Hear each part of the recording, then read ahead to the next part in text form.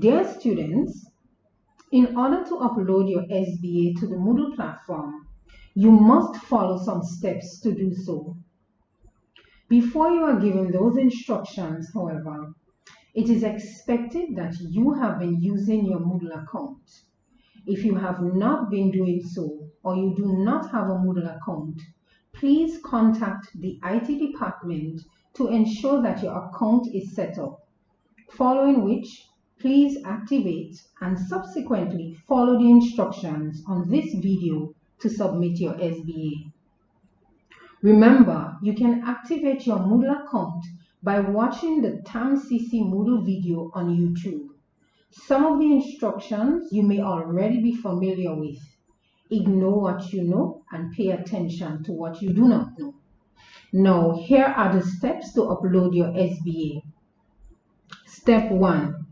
Browse the internet using elearning.tamcc.edu.gd. Step 2. To the immediate right corner of your screen, click Login. Step 3. Enter your username and password. Step 4. Go to the upper left corner of your screen. Look to the right of the TAMCC logo next to e-learning. You will find a drop-down menu with two options. Step 5. Click on Courses, then All Courses. Step 6. Click on your respective school. Step 7. Find your respective subcategory under each school.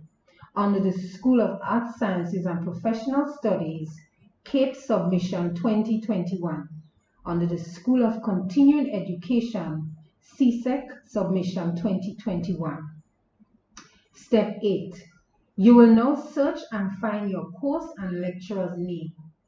Once you have found your course and lecturer's name, click on it. Step 9. Enroll yourself in your course to prepare for uploading your SBA document. Step 10.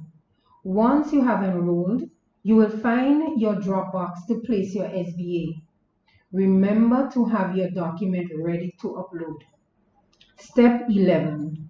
Click on the assignment folder or Dropbox to place your SBA. Step 12. Scroll to the end of the page and click Add Submission.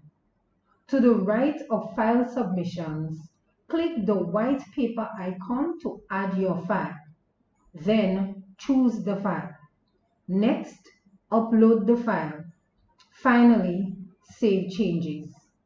Once you have uploaded your file, you can edit your submission by deleting the file to resubmit your modified document. Step 13.